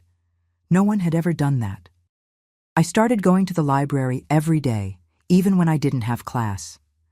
Gabriel was always there, and he always had time to talk to me. He told me he had been born in a small town in rural Virginia and had come to Asheville to work as a teacher because he loved teaching. He lived in a simple boarding house near the bus station, earned little, but said he was happy because he did what he loved. "You know, Sarah," he told me one day, while we were having coffee at the center's cafeteria, "I think life isn't about having a lot of money or a big house. It's about waking up in the morning and feeling like you're doing something that matters. It's about helping people discover new worlds through words." I had never heard anything like that. In my house, everything was about money, status, appearances, and here was a man telling me there was another way to live. I fell in love not just with Gabriel. I fell in love with the possibility of a different life. We started dating secretly. He would wait for me at the corner near the center, and we would walk through the streets of Asheville, talking about everything. He would take me to the botanical gardens, where we would sit on a bench near the pond and spend hours talking about dreams. My dream was to be free. His was to open a community library where poor children could have access to books. I hid the relationship from my father for 6 months. But in Asheville, a small city, everyone sees everything. A neighbor told my mother that she had seen me walking with a simple young man through the streets. My mother, poor thing, was terrified and told me she would have to tell my father. When my father found out, it was the first hell. He came home yelling, slamming doors. "Who is this Gabriel? What family is this? What does his father do?" When I said Gabriel was a teacher, that his father had been a truck driver and had died when he was a boy, my father turned purple with rage. "A truck driver? A truck driver? You, daughter of a doctor, granddaughter of a landowner, dating the son of a truck driver? Have you lost your mind, Sarah? This man wants to take advantage of you, wants our money." I tried to explain that Gabriel wasn't like that he was good, that he respected me. But my father didn't want to listen. He forbade me to leave the house, locked me in my room for 3 days. I cried, begged, but it didn't help. My mother tried to intercede, said I was suffering, but he yelled at her too. "You stay quiet. This is your fault for not watching the girl properly." But you know what happened, my child? Gabriel didn't give up on me. He sent letters through our maid, Mrs. Betty, who felt sorry for me. Beautiful letters, full of poetry, telling me he would wait as long as it took, that he loved me and that he would make me happy. After 2 months locked in the house, I did something I had never done in my life. I confronted my father. I went down to the living room where he was reading the newspaper, stood in front of him and said, with my voice trembling but firm, "Father, I'm going to marry Gabriel, with or without your blessing. I'm 20 years old, I'm of legal age, and I love him." My father looked at me as if I had spit on him. He slowly got up from the armchair, walked up to me, and slapped me so hard that I fell to the floor. My mother screamed. I got up with my cheek burning and my eyes full of tears, but I didn't look away from him. "You want to marry this pauper?" he growled. "Want to become a poor teacher's wife, living in a rented room, going through hardship? Then go. But get out of my house. You'll never get a penny from me again, you hear? Never." I thought that was it, that he was going to throw me out right then and there. But you know what happened? My mother, for the first time in her life, disobeyed my father. She placed herself between us and said, in a voice I had never heard, "Henry, enough. She's our daughter. If you throw her out, you'll lose her forever. Is that what you want?" My father stood there for a few seconds, breathing heavily. Then he said something that chilled me. "Fine, she can get married, but she'll regret it. I'll do everything to make sure this marriage doesn't work. And when she comes crying, asking to come back, I'll remind her of this choice." Gabriel and I set the wedding for December of that year, 1966. I was 19 when we got engaged. My father hadn't spoken to me since the day of the fight, but he also didn't throw me out. He pretended I didn't exist. He would pass me in the hallway and not look at me, didn't greet me at meals. It was as if I had died to him. But I was happy, my child. Happy because I was going to marry the man I loved. Gabriel had rented a small house near the school where he worked. It was nothing compared to the mansion where I lived, but it was ours. I started embroidering my trousseau, planning every detail. My mother helped me in secret when my father wasn't home. The wedding dress I had bought with money my maternal grandmother had left me in her inheritance. It was beautiful, white lace, with a long train embroidered with pearls. I had kept it in the closet in my room, covered with a white sheet, and every day I would go there just to look at it, to touch the fabric, to dream about the day I would wear it. It was a week before the wedding when my father started drinking more than usual. He would come home at dawn, stumbling, smelling of whiskey. My mother tried to make him eat, but he would push the plate away and go to his study to drink more. I watched this and felt a fear growing inside me, a fear that he would do something crazy. Gabriel noticed my concern. "Sarah, it's only 1 more week," he told me, holding my hands. "After that, you'll be free. I promise I'll take care of you. I promise you'll be happy." But deep down, We both knew my father wouldn't let it go easily. And we were right. On December 18th, 1966, the eve of our wedding, my father showed what he was capable of. And what he did that day marked my life forever. It was December 18th, 1966, a Thursday. Tomorrow would be my wedding. I had spent all day arranging the last things. The flowers had been ordered, the cake was ready at the bakery, the invitations had been delivered. Gabriel had gone to pick up his suit from the tailor and was going to sleep at a friend's house because we followed that tradition that the groom couldn't see the bride the day before. Night was falling, and I went up to my room to see the dress one more time. I opened the closet slowly, took off the white sheet that covered it, and there it was. That beautiful dress that had cost me all the savings from my grandmother's inheritance. The lace shimmered in the dim light of the room. I ran my hand over the fabric so tenderly, my child, imagining what it would be like to enter the church, walk to the altar, see Gabriel waiting for me with that smile of his. I was so focused looking at the dress that I didn't hear when my father came up the stairs. The first thing I felt was the smell, that strong smell of whiskey that had taken over the house in the last week. When I turned around, he was standing in my bedroom doorway, with red, glassy eyes, a bottle in his hand. "So it's tomorrow," he said, slurring his words. "Tomorrow you're going to dishonor me in front of the whole city." My heart started beating faster. "Father, please don't start. We've already talked about this." But he entered the room stumbling, and I saw something in his eyes that terrified me. It wasn't just anger. It was something deeper, darker. It was as if he had gone completely insane. "You think I'm going to let this happen?" he growled, getting closer. "You think I'm going to stand here watching you throw away everything I built? The Anderson name being dragged through the mud because of a miserable teacher?" He grabbed the dress on the hanger so hard that I heard the wood creak. I took a step forward, trying to stop him. "Father, no, please, don't do this. Get out of the way!" he screamed and pushed me with his free arm. I fell backwards onto the bed, and he pulled the dress from the closet with such violence that the hanger fell to the floor with a dull thud. "Father, no! Please, no!" I screamed, getting up and trying to hold his arm, but he was too strong, and the whiskey had made him violent in a way I had never seen. He pushed me again, this time harder, and I fell to the floor. My mother appeared at the door, pale. "Henry, what are you doing? Henry, for God's sake!" But he didn't listen. He left the room, dragging the dress on the floor, went down the stairs with us running after him, screaming, begging. Mrs. Betty appeared from the kitchen with wide eyes. The gardener, Mr. Tom, who was still finishing watering the plants in the backyard, stopped what he was doing. My father crossed the house to the marble backyard, that backyard he was so proud of, with the Italian flooring, the pruned rose bushes, the fountain in the center. The neighbors had heard the screams, and some were already peeking over the fence.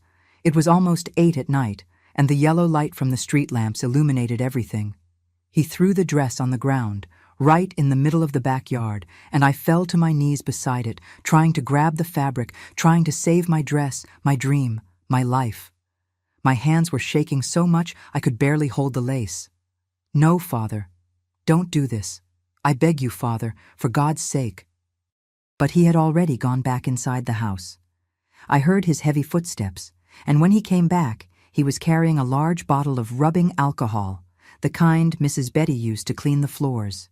It was at that moment that I understood what was going to happen, and my whole body froze. "Father, no, don't do this. It's my dress. It's my wedding." My mother threw herself in front of him, holding his arm. "Henry, stop! Have you gone mad? This is madness!" He pushed my mother so hard that she fell sitting on the marble floor. And then, while I held the dress against my chest, crying, screaming, he opened the bottle of alcohol and started pouring the liquid over the white fabric. The strong smell filled my nose. The alcohol ran down the dress, soaking the lace, drenching the embroidered pearls. I tried to get up, tried to run inside the house with the dress, but my father grabbed my arm and pulled me back so hard that I fell again. "You want to get married?" he screamed, his voice distorted by hatred and drink. "You want to defy me? Then watch what happens to those who defy me." He took a lighter from his pocket, and I saw, in slow motion, him lighting the flame. "No, Father, no!" But he threw the lighter onto the soaked dress. The fire rose in an explosion of orange light that illuminated the entire backyard. The flames spread across the fabric at a frightening speed, devouring the white lace, melting the pearls, turning my dream into ashes. I stayed there, on my knees, watching everything burn. The heat hit my face. Black smoke rose against the dark sky. The smell of burned fabric filled my lungs, and I couldn't stop crying. My mother was on the ground, sobbing, with her hands over her face. Mrs. Betty was crying, leaning against the house wall. Mr. Tom had taken off his cap and looked at the ground, not knowing what to do. And the neighbors, on the other side of the fence, watched in silence that scene of horror. My father stood there, holding the empty bottle, looking at the fire. He had a strange expression on his face. It was almost a smile of victory, as if he had just won a war. When the fire began to diminish, when only the charred pieces of fabric remained smoking on the marble, he turned to me and said, in a cold voice I'll never forget, "You'll never get married while I'm alive, Sarah. Never. No one takes you from me. You're mine. You've always been mine. And if that poor little teacher shows up here tomorrow, I'll run him out of this city. Understood?" He threw the empty bottle on the ground, where it shattered into 1,000 pieces, and went inside the house stumbling, leaving me there on my knees in the still warm ashes of my wedding dress. I don't know how long I stayed there. It could have been 5 minutes, could have been an hour. I only remember looking at what was left of the dress, some pieces of black, twisted, unrecognizable fabric. The pearls had melted and stuck to the marble. The smell of burning was everywhere, in the air, in my clothes, in my hair, on my skin, and I thought, it's over, everything is over.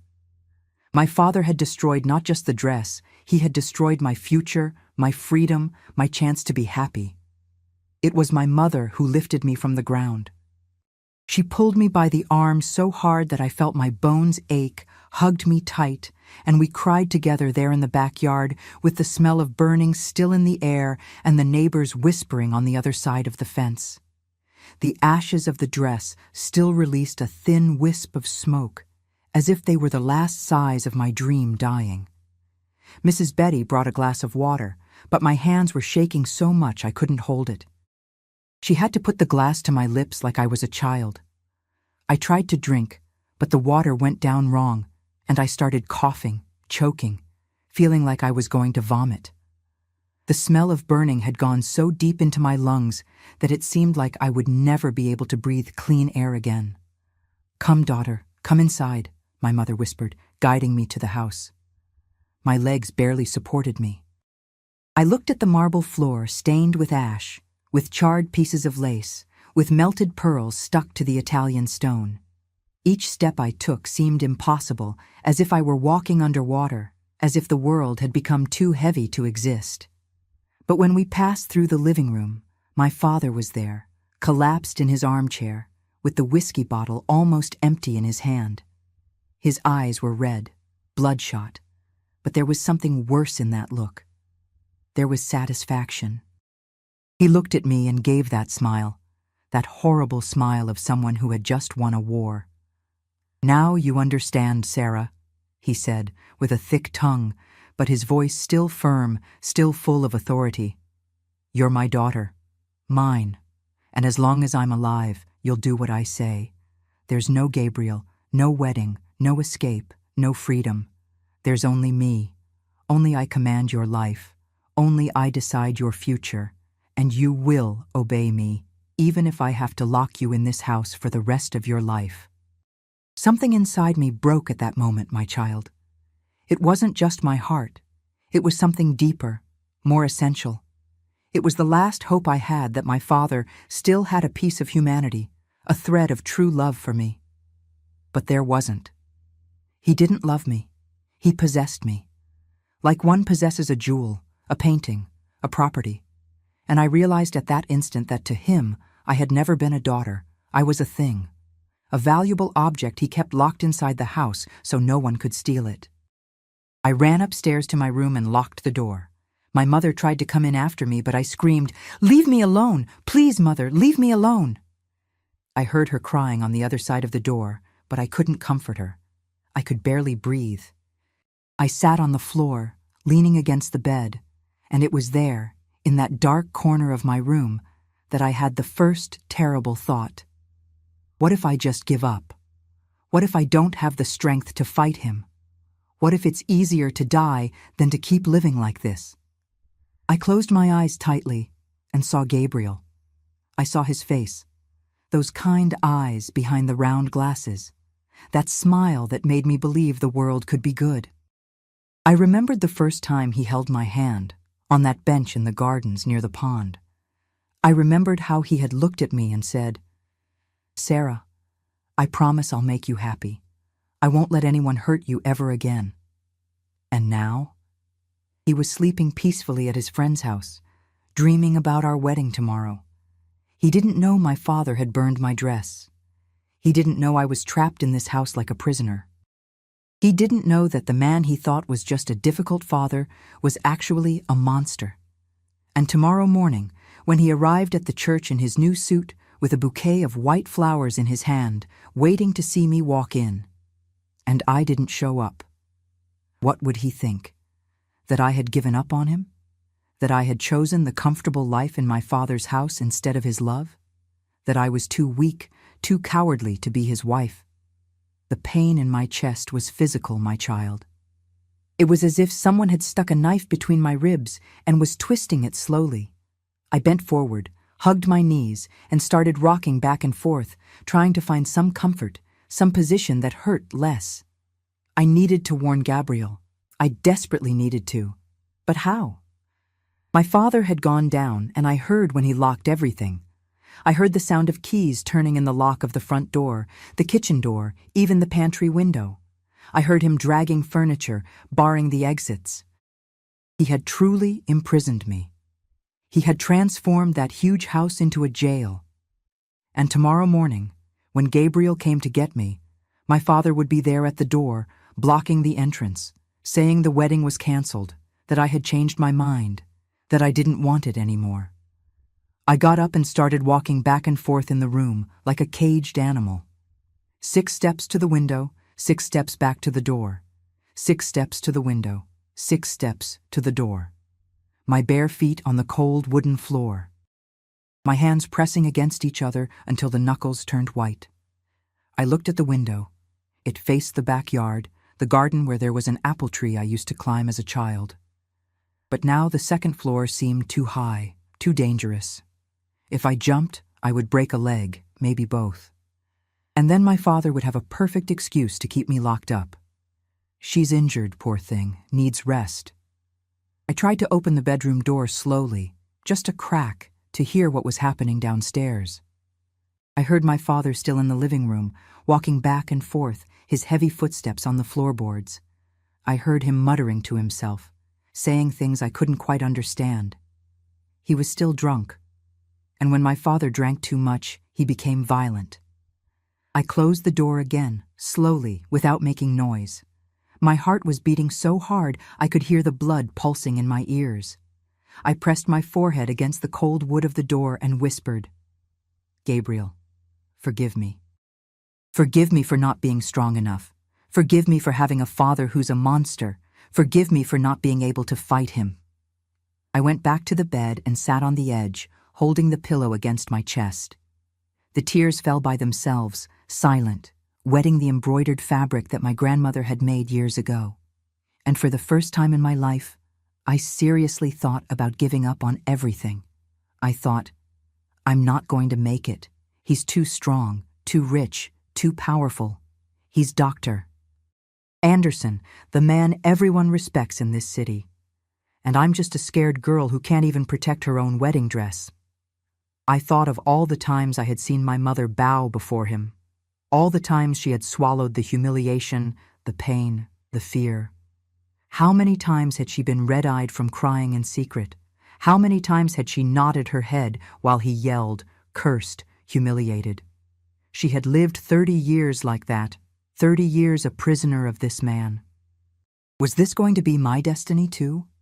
Living trapped in that house, watching the years pass by, watching my hair turn white, watching Gabriel move on with his life, marry another woman, have children with another, while I rotted inside like an old piece of furniture covered in dust? The night passed slowly, heavy as lead. I didn't sleep a single minute. I stayed sitting on the floor of my room, back against the wall, looking at the door, waiting. Waiting for what? I don't know. Maybe a miracle. Maybe for God to come down from heaven and open that door, break those locks, and take me away. 1,000 thoughts went through my head, one more desperate than the other. I imagined Gabriel arriving at St. Luke's Church tomorrow morning at 10 o'clock as we had agreed. I imagined him entering through the side door, all nervous but happy, adjusting his tie, running his hand through his hair. I imagined the guests arriving, the few people who had had the courage to accept the invitation, even knowing that Dr. Anderson was against that marriage. I imagined the flowers I had ordered, white lilies, my favorite flowers, starting to wilt in the December heat. And me, trapped here, pounding on the walls, screaming for help that wouldn't come. It must have been about 2 in the morning when I heard my mother slowly climbing the stairs. She knocked on my bedroom door very softly. "Sarah, daughter, are you awake?" I got up and opened the door. She came in quickly and closed it behind her. She had a robe thrown over her nightgown, and her eyes were as red and swollen as mine. "Daughter," she whispered, holding my face with both hands. "I'm so sorry. I'm so sorry. I should have protected you, should have stopped him. But I'm weak, Sarah. I've always been too weak." "Mom, I need to warn Gabriel," I said, grabbing her hands. "I need to send him a message before tomorrow. If he shows up here and Father talks to him, Father will convince him that I gave up. And I didn't give up, Mom. I love him. I want to marry him." My mother looked at the bedroom door with fear, as if my father could appear at any moment. "Your father locked everything, Sarah, and he's sleeping in the living room armchair under the stairs. We can't get out." "And the phone?" He pulled the cord from the socket and stored it in his study. "Lock the door." I felt myself collapse again. All exits blocked. All doors closed. My father had thought of everything. "But I'm going to try something," my mother whispered, more to herself than to me. "Tomorrow morning, before he wakes up, I'll go to Betty's house. She lives nearby on the back street. She can take a message to Gabriel." "Do you think she'll accept? Won't she be afraid of Father?" "Betty has always liked you, daughter. She watched you grow up, and she hates your father.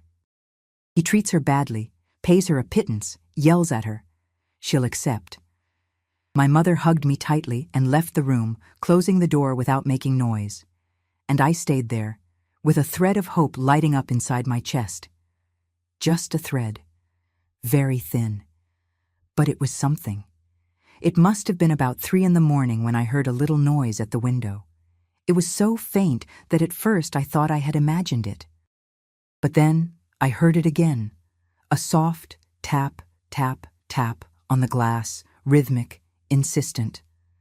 I ran to the window and looked down, my heart racing. And there, in the dark backyard, illuminated only by the waning moon appearing between the clouds, was Mrs. Betty. She had climbed an old wooden ladder, the same ladder Mr. Tom used to prune the trees, and was holding a little piece of paper in her hand. She put her finger to her lips, asking for silence, and stretched her arm up, trying to reach the window. I opened the window slowly, so carefully that each centimeter seemed like an eternity. The latch creaked and I froze, expecting to hear my father wake up downstairs. But nothing. Just the silence of dawn and the distant crow of a confused rooster who thought it was already day. I stretched out my arm and took the note from her hand. Betty climbed down quickly, like a cat, and disappeared into the darkness of the backyard. I closed the window, lit the oil lamp on the nightstand with a trembling hand, and read, "Sarah, your mother woke me up a little while ago. I went to Mr. Arnold's boarding house where Gabriel is staying. I knocked on his room window and he woke up. I told him what your father did. He turned white, my child, white as paper, said he needs to talk to you. That he needs a message from you to know what to do tomorrow. Write something and I'll take it before sunrise. Betty." My hands were shaking so much I had to hold the paper with both hands to be able to read to the end. Gabriel knew. He knew what my father had done. And he hadn't left. He was there, waiting for an answer from me. I took my notebook, tore out a page, and started writing. The first version I tore up. The words were confused, meaningless. The second, too. On the third try, I finally managed to put on paper what was in my heart. "Gabriel, my love, my father burned my dress in front of everyone. Burned my dream, my hope, my dignity. He locked me in this house and swore I'll never get married while he's alive. He said I'm his, that I'll always be his. I'm so scared, Gabriel. So scared of losing you. So scared of spending the rest of my life trapped here. But even with all this fear, I love you. I love you more than I love my own life. I haven't given up on you. I'll never give up on you. I don't know what will happen tomorrow. I don't know if we'll be able to get married. But I need you to know, even if we can't be together, you were the best thing that happened in my life. You showed me that love can be kind, that it can be respectful, that it can be free, and no one will take that from me. Not my father, not anyone. I'll fight, Gabriel. I'll find a way. I don't know how, but I will. Please, don't give up on me. Sarah." I folded the paper, put it in an envelope I had in the desk, a white envelope with gold edges that I had set aside to write thank you cards after the wedding, and waited for Mrs. Betty to come back. Every minute seemed like an hour. I would sit on the bed, get up, go to the window, come back. Time had stopped. The world had stopped. There was only that agonizing wait, that fear that my father would wake up and discover everything. Almost an hour must have passed when I heard the little noise again at the window. Tap, tap, tap. I ran, opened it, and there she was again, on the ladder, with her hand extended. I threw the envelope down carefully, aiming at her hand. She caught it in the air with an agility I didn't know she had, tucked it inside her apron, and climbed down. Before disappearing into the darkness, she looked up and nodded, a small gesture that said, "It's going to be okay, girl. Trust." I closed the window and leaned against the wall, sliding down until I was sitting on the floor. My legs wouldn't support me anymore. I stayed there, on the cold floor, hugging my knees, and waited for dawn. The sky brightened slowly, very slowly. That dark gray of dawn, turning light gray, then dark blue, then light blue with some pink streaks on the horizon. And I stayed there, listening to the birds starting to sing outside, first a robin, then a mockingbird, then a flock of doves that landed on the roof. Listening to the city wake up, the first cars passing on the street, the milkman's whistle, the baker shouting, "Fresh bread." It was December 19th, 1966, a Friday, the day that should have been the happiest of my life, my wedding day. I heard when my father woke up downstairs, at 7 o'clock sharp. I heard him getting up from the armchair with a groan, heard his heavy footsteps going to the bathroom, the flush, the faucet. I heard him opening the doors he had locked, the kitchen door, the pantry door, the living room window. I heard him asking my mother for coffee in a tired but still firm voice. "Alice, my coffee, and make it strong." It must have been about 8 o'clock when my mother knocked on my bedroom door. I hadn't moved from where I was. I was still sitting on the floor, back against the wall, looking at the window where the strong summer sun was already coming in. "Sarah, daughter, your father wants to talk to you downstairs." I got up slowly. My body was sore from so much time in the same position. I washed my face in the water basin I had in the room, ran my hand through my hair trying to fix it, put on a simple dress. I looked in the mirror and almost didn't recognize myself. My eyes were sunken, with purple circles. My face was pale. My lips were cracked from biting so much. I went down the stairs slowly, holding the railing because my legs were still shaking. Each step seemed like a mountain. My father was sitting at the dining room table, drinking coffee, reading the newspaper, the Asheville Times that arrived every morning. He was in a gray suit, navy blue tie, hair combed with pomade. He was well dressed, presentable, as if nothing had happened. As if the night before had been a nightmare that only existed in my head. "Sit down," he said, without lifting his eyes from the newspaper. I sat on the edge of the chair, with my hands trembling in my lap, fingers intertwined tight. "Today you'll stay home," he continued, turning the page of the newspaper with a casual gesture, as if giving an unimportant order. "If your Gabriel shows up here, I'll send him away. I'll tell him you changed your mind.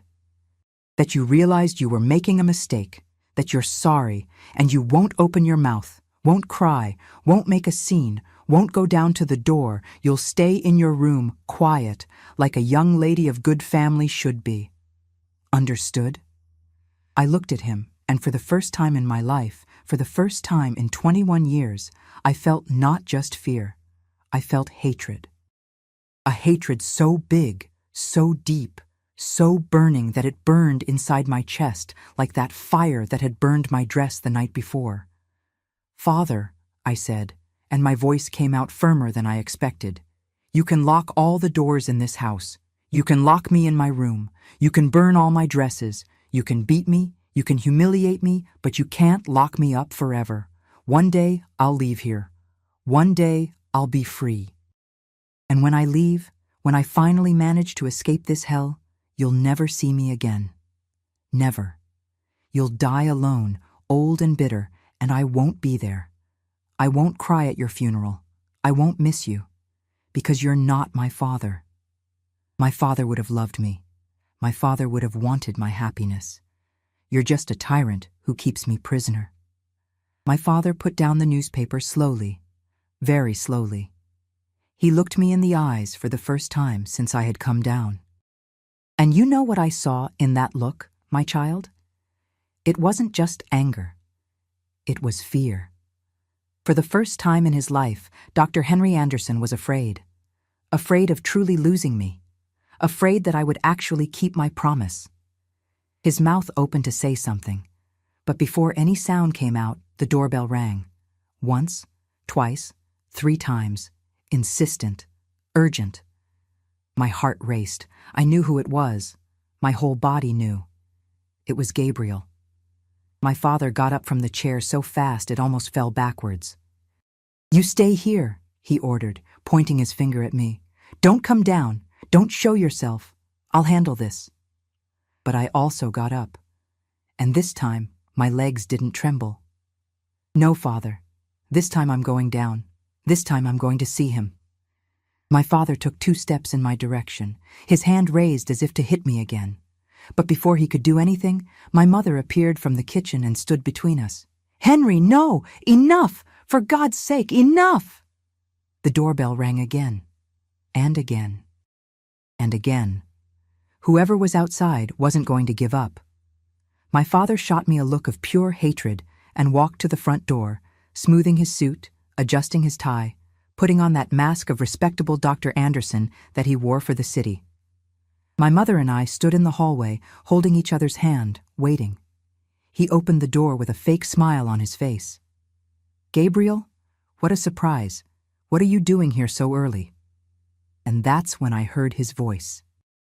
That voice I loved, but which at that moment sounded different, colder, harder, more dangerous than I had ever heard. "You know very well what I'm doing here, Dr. Anderson. I came to get my fiancée." "Ah, about that," my father began, with that condescending tone of his. "It turns out there's been a change of plans. Sarah thought better and—" "Sarah didn't think anything," Gabriel interrupted him. You burned her wedding dress last night.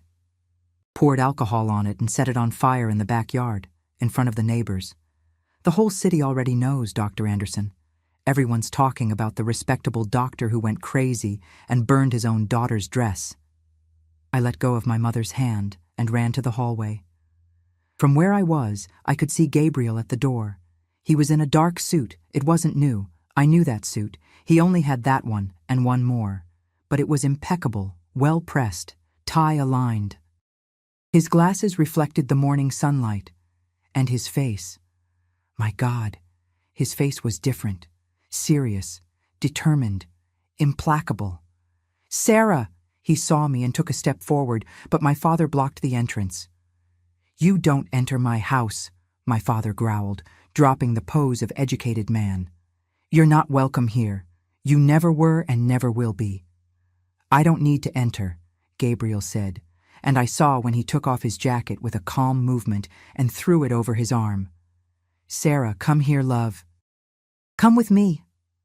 I took a step forward, but my father turned and grabbed my arm hard. You're not going anywhere. And it was at that moment that Gabriel lost his patience. He took 2 steps forward, entered the house, pushing my father aside, and came straight to me. My father tried to hold him, put his hand on his shoulder to pull him back, but Gabriel turned in a quick movement and grabbed my father's wrist in the air. The force with which he held it must have hurt, because my father grimaced. Gabriel was thin, but he had a strength I had never imagined. He twisted my father's arm slowly, forcing him to let go of my arm, forcing him to back away. Never, Gabriel said in a low and dangerous voice, never touch her again. Understood? My father was red with rage and humiliation. Let go of my arm. I'm calling the police. Home invasion. Assault. Gabriel let him go, but didn't back away. Call them. Please, call. It'll be interesting when I tell the sheriff that you kept your daughter in unlawful imprisonment all night, that you destroyed her property, the dress she bought with her grandmother's inheritance, that you physically assaulted her. He looked at my face, where there must still have been the mark of the slap my father had given me the day before. Call the police, Dr. Anderson. I'd love to have that conversation with the authorities. My father turned pale. He looked at me, then at Gabriel, then at my mother, who was standing in the hallway, and for the first time in his life, I saw him not knowing what to do. Gabriel took the jacket he was holding and put it on my shoulders gently. Come, Sarah, we're leaving. She's not going anywhere, my father shouted. As long as I'm alive, she won't marry you. I don't allow it. I'll never allow it. And it was at that moment that Gabriel smiled. It wasn't a happy smile. It was a cold, calculated smile from someone who was about to make checkmate. Funny you should mention that, Dr. Anderson, he said, taking a large envelope from the inside pocket of his jacket. Because I wanted to talk to you exactly about that.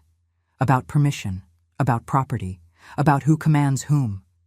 He opened the envelope and took out a stack of papers, official papers with stamps, with signatures. You know these promissory notes, right? Gabriel asked, showing the papers to my father. They're yours. The ones you signed last year when you lost that fortune in the card game at Colonel Patterson's house. You must remember. It was the night you bet and lost 10 times in a row. $50,000. A fortune. My father turned white as paper. How do I know? Gabriel completed. Well, Dr. Anderson, you were so busy despising me, calling me a miserable teacher, that you forgot to properly investigate who I am. You forgot that I'm not just a teacher. My uncle, Samuel Foster, owns 3 ranches in Virginia. He's one of the richest men in the South, and he loves me like a son. He took a step closer to my father, and I saw when my father backed away, pressing against the wall.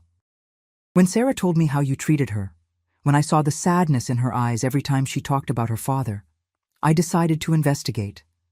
And I discovered interesting things, Dr. Anderson. I discovered that you're bankrupt, that the house, the practice, the furniture, your wife's jewelry, everything is mortgaged, that you owe money to half the city, and especially that the mortgage bank had these promissory notes and was about to execute the debt. Gabriel tapped the papers on the palm of his hand, the sound echoing in the deathly silence of the room. So you know what I did? I bought the entire debt, every penny you owe, for $60,000, $50,000 that you borrowed, plus $10,000 in interest. I paid cash, with my uncle's money, who was more than happy to help me when I told him it was to save the woman I love from the clutches of an abusive father. My father was trembling. His hands were shaking. His voice trembled when he spoke. That's not possible. You're lying. Lying? Gabriel opened one of the papers and started reading.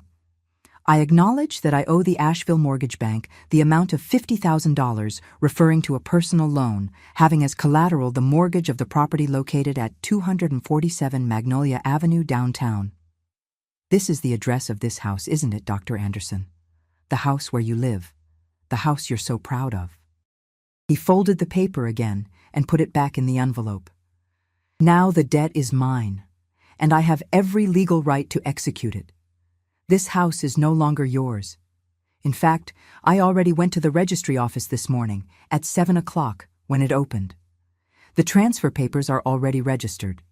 This property now belongs to me and Sarah, in a regime of total community of property, according to the marriage that will take place in 2 hours.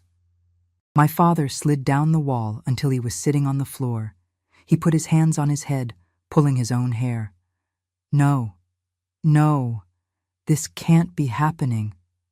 You said Sarah would never get married while you were alive, Gabriel continued, with that cold and implacable voice. Well, consider that the man you were died today, Dr. Anderson. The respectable, powerful Dr. Anderson, who commanded everyone, who controlled his own daughter as if she were property. That man is finished. What's left is just a bankrupt debtor who doesn't even have a roof over his head anymore. He turned to me, and his voice became soft again. Sarah, get your things. Just what's important to you. We'll get the rest later when he leaves. When I leave? My father raised his head, his eyes red. Leave? This is my house. Was, Gabriel corrected him. It was your house. Now it's mine. And I give you 10 minutes to pack your clothes and leave. Voluntarily. Or I call the police and you leave handcuffed for trespassing on someone else's property. The choice is yours. My mother was crying, leaning against the kitchen door frame. I went to her, held her hands. Mom, come with me. You don't have to stay with him. Come live with me and Gabriel. But she shook her head, tears falling. No, daughter, I can't leave him. I know he's horrible. I know he did terrible things, but I've been married to him for 30 years. I don't know how to be anything other than his wife, but you go. You're going to be free. You're going to be happy, and that's what matters. I ran upstairs to my room. I grabbed my suitcase, put in some clothes, the books I loved most, the jewelry my grandmother had left me, photos from my childhood. When I came down, my father was leaving through the front door, carrying a small suitcase. He didn't look at me, didn't say anything. He just left, and for the first time since I was born, that house was silent. A good silence, a silence of freedom. Gabriel held my hand. We still have time. The church is still waiting, and I arranged a dress for you. It's not as beautiful as the other one, but it doesn't matter, I said, crying and smiling at the same time. It doesn't matter, Gabriel. I just want to marry you. I just want to start our life. And that's how, at 10 o'clock in the morning, on December 19th, 1966, I entered St. Luke's Church wearing a simple white dress that Gabriel had borrowed from a cousin of his. It didn't have a train, it didn't have pearls, but it was white, and it was mine. And when I saw Gabriel there at the altar, with that smile of his, with his eyes shining behind his glasses, I knew I was in the right place, with the right person. We got married that day, my child, and it was 53 years of such a happy marriage that even today, when I remember it, my heart fills with gratitude. 53 years of partnership, respect, true love. We lived in that house on Magnolia Avenue for 5 years. Gabriel transformed the mansion into a completely different place, full of light, laughter, books scattered everywhere. He opened the windows that my father kept closed, painted the walls in light colors, filled the rooms with plants. The house breathed for the first time in decades. My father never spoke to me again. He went to live in a simple boarding house near the bus station. Irony of fate, isn't it? The man who despised Gabriel for living in a boarding house ended up living in one too. My mother would visit me in secret in the first months, but then my father found out and forbade it. She obeyed, as she always obeyed. My father died in 1974 of cirrhosis. My mother sent word to me, but I didn't go to the funeral. I couldn't. Gabriel held my hand and said, "You have no obligation to cry for someone who made you suffer." And I didn't cry. In 1971, we sold the big house and bought a smaller, cozier house right here in Asheville, in a neighborhood farther from downtown. Gabriel said that big house had too many heavy memories. He wanted us to start in a new place. That was just ours. And it was the best decision we made. Our little house had 3 bedrooms, a large porch with a view of the mountains, and a backyard where I started planting my first flowers. Gabriel worked at the public school, and I gave private English lessons here at home. We didn't have much money, but we had enough. And most importantly, we were happy. We had 2 children. Luke was born in 1968 and Marina in 1970. 2 gifts from God that filled our house with joy. Gabriel was the most present and loving father I could have asked for my children. He read stories to them every night, helped with homework, took them to the park every Sunday. He showed them what it's like to have a real father, not a tyrant, but a loving guide. My Gabriel passed away in 2019, 6 years ago. It was a heart attack, very quick, almost without suffering. He was 81 and had been retired for a long time. That day, he had spent the morning with me in the garden, watering the orchids, talking about the grandchildren. After lunch, he lay down to take a nap and simply didn't wake up anymore. The doctor said it was instantaneous, that he felt no pain. And I thank God for that, because this man deserved a peaceful departure after such a good life he built. I cried a lot, my dear ones. I cried for days, weeks. The house was so empty without him. But you know what kept me standing? The memories. The good memories, the recollections of every moment we lived together. And the certainty that I was lucky enough to know true love. That love that frees, that builds, that respects. Today I live alone in the same little house we bought in 1971. My children also live here in Asheville. Luke is an engineer and lives in the Biltmore Forest neighborhood with his wife and 2 children. And Marina is a teacher like her father, lives downtown with her husband and a daughter. They come visit me every Sunday, bring the grandchildren, and we have lunch together. I make that traditional Southern food from the old days, fried chicken, collard greens, cornbread, mac and cheese. Simple food, but made with love. I have 5 grandchildren who are the joy of my life. The oldest is 22, and in college, the youngest is 8 and is my gardening companion. She comes here every Saturday morning and helps me water the orchids, remove the dead leaves, talk to the plants. She's just like me when I was a child, full of questions, curious, affectionate. My routine today is simple and peaceful. I wake up early, have my coffee with cornbread, go to the porch to take care of my 50-something orchids. Each one has a name. There's Rose, Betty. I named this one in honor of Mrs. Betty, who passed away in 1995, poor thing. There's Hope, Victory, Freedom. They're my darlings. I spend afternoons reading. I still read a lot. This love for books that Gabriel taught me never went away. I read novels, poetry, biographies. I participate in a book club here in the neighborhood with other ladies my age. We meet every Thursday at one of our houses, have tea, eat cake, talk about books. It's very nice. I also crochet. I learned from Marina when she was pregnant with her first daughter. I make doilies, blankets, baby clothes. I sell some at the craft fair in the main square, and the extra money helps with expenses. But I do it more for love, really, for the pleasure of creating something with my hands. I go to church every Sunday, the same St. Luke's church where I got married. I always sit in the same pew, the third on the left. I pray for Gabriel, for my family, for people who are suffering. I thank God for giving me the strength to face my father that day, for putting Gabriel in my path, for showing me that there's always hope, even in the darkest hours. I look at my life today and I see a free woman, a woman who's not afraid, a woman who built her own story the way she wanted. And when I sit in my rocking chair on the porch, watching the sun rise over the Asheville Mountains, I whisper, "Thank you, Gabriel. Thank you for saving me. Thank you for showing me what true love is." If there's one thing I've learned in these 78 years of life, it's that no prison lasts forever when we find the courage to cry out for help. I spent 21 years of my life thinking that was normal, that fathers could control daughters as if they were objects, that men could decide women's futures, that we had to accept it and keep quiet. But it's not like that. It's not supposed to be like that. And if you're listening to me now, if you're going through something similar, whether it's your father, your husband, your boyfriend, anyone who treats you like property, who imprisons you, who burns your dreams like my father burned that dress, I want you to know, you deserve to be free. You deserve to choose your own life.